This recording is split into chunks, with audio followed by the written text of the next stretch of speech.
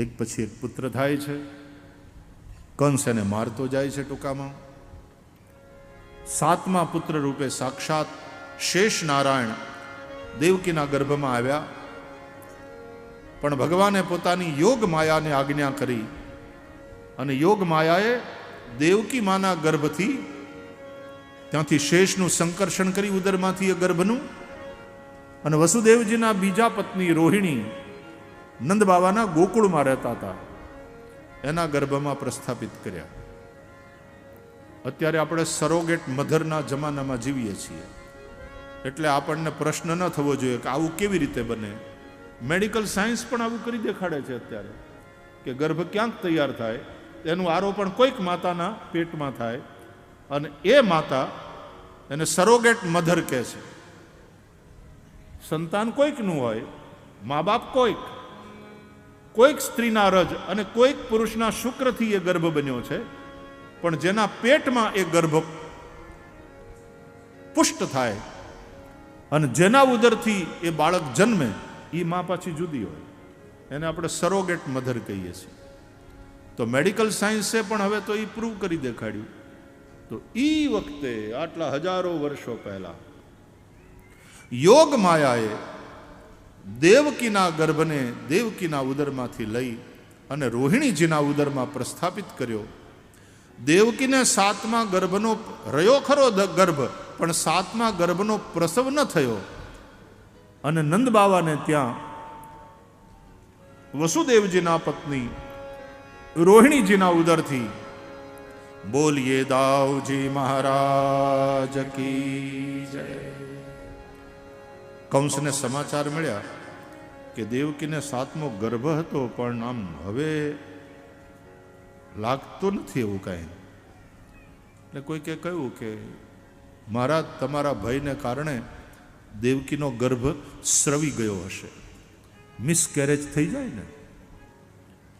ત્યાં કોક બોલ્યું કે જો એવું હોય તો મહારાજ હવે આવે 8મો, એ તમારો કાળ. આકાશવાણીએ કહ્યું છે દેવકીના 8મા ગર્ભથી તમારો નાશ. એટલે મહારાજ હવે સાવધાન થઈ જાઓ, હવે બેન હોય બનેવી હોય, બહુ દયા રખાય નહીં. એટલે કંસે બેન બનેવીને કારાગારમાં નાખ્યા, ચોકી પહેરો મજબૂત કર્યો, કોઈ મળી ન શકે અને ચકલું ફરકે નહીં, મજબૂત ચોકી પહેરો. એ બંને કોઈને મળી શકે નહીં, એને કોઈ મળી શકે નહીં.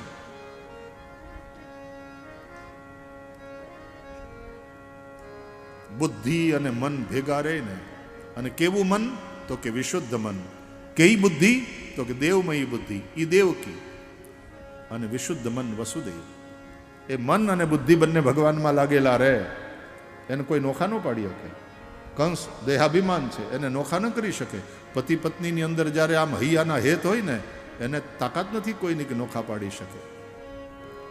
મય્યેવ મન આદત્સ્વ મયી બુદ્ધિમ નિવેશય નિવસિષ્યસી મય્યેવ અત ઊર્ધ્વમ ન સંશય. ભગવાન ગીતામાં કહે છે મન અને બુદ્ધિ તું બંને મારામાં લગાડ. આ વસુદેવ અને દેવકી બંને ભગવાનના ભજનમાં લાગ્યા છે. સમય વીત્યો, ઉનાળો ગયો અને ચોમાસું આવ્યું. અષાઢ માસ. અષાઢ ગગુબિય લુંબિય અંબર વદળ બેવળ ચોવડિયા. અષાઢ ગગુબિય લુંબિય અંબર વદળ બેવળ ચોવડિયા.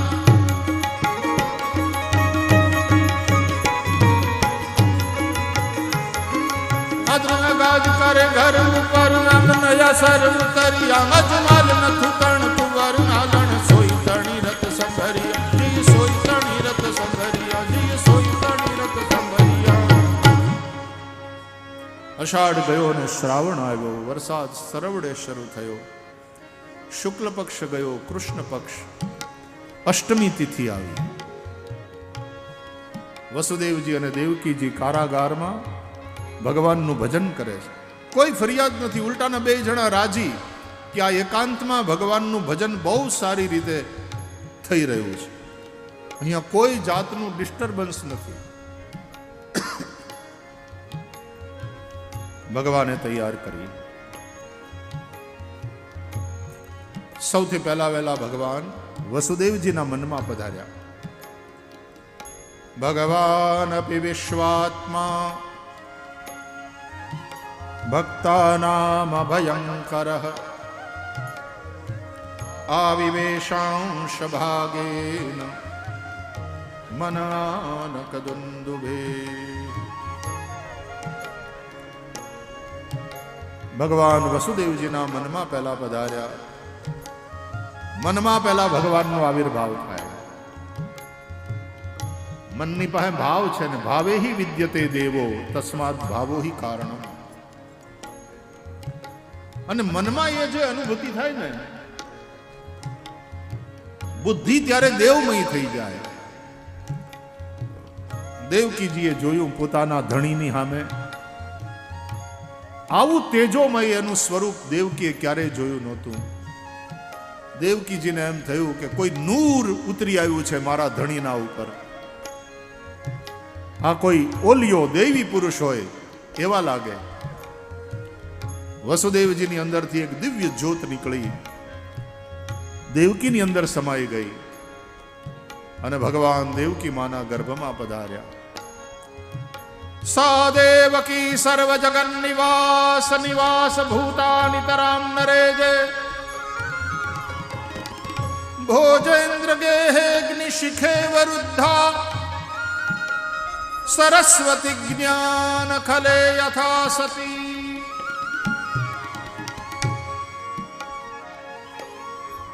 બ્રહ્માદિ દેવતાઓ દેવકી માના ગર્ભમાં પધારેલા ભગવાનની સ્તુતિ કરવા આવ્યા. ગર્ભસ્તુતિ કરે છે બ્રહ્માદિ દેવતાઓ. સત્યવ્રતમ સત્યપરમ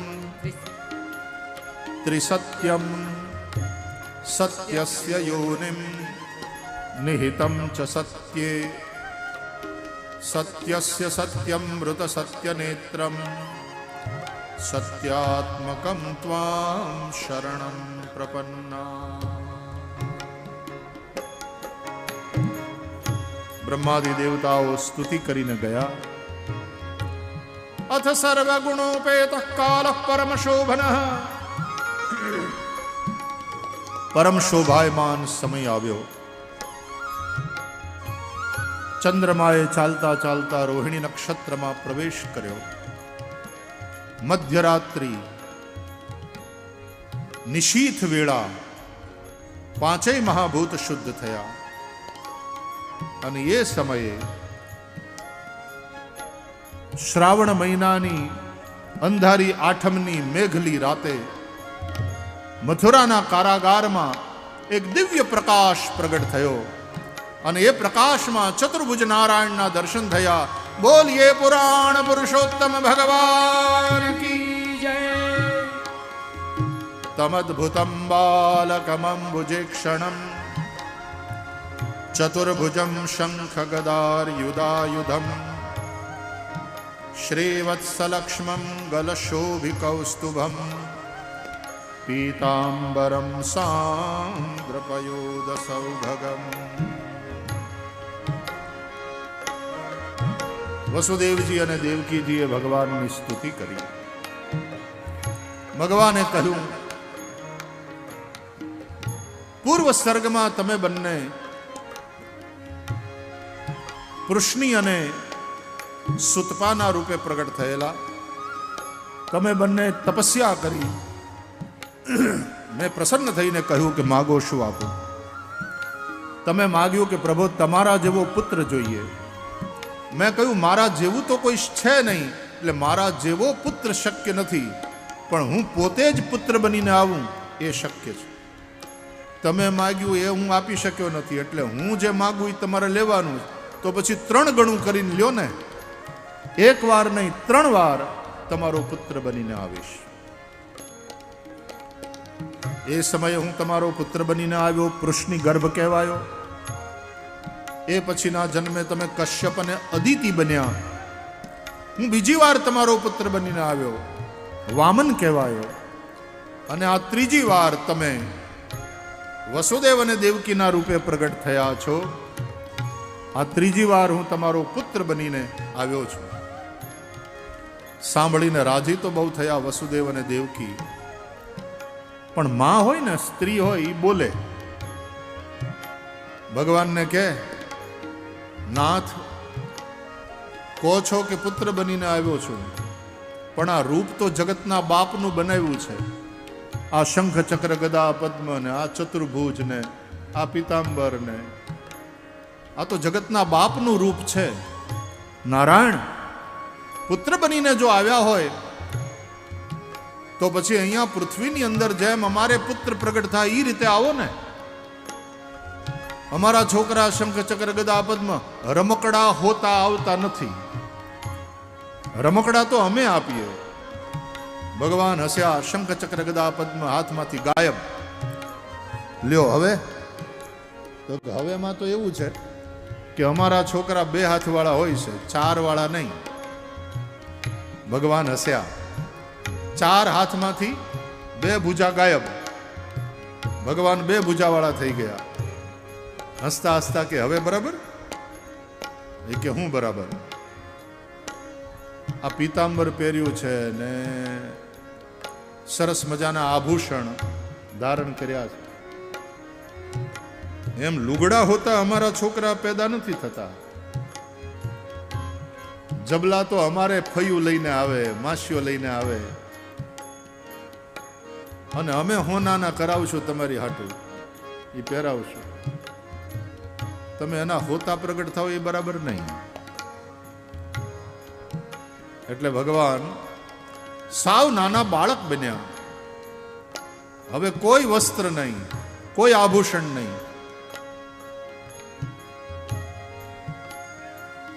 એટલે નિર્ગુણ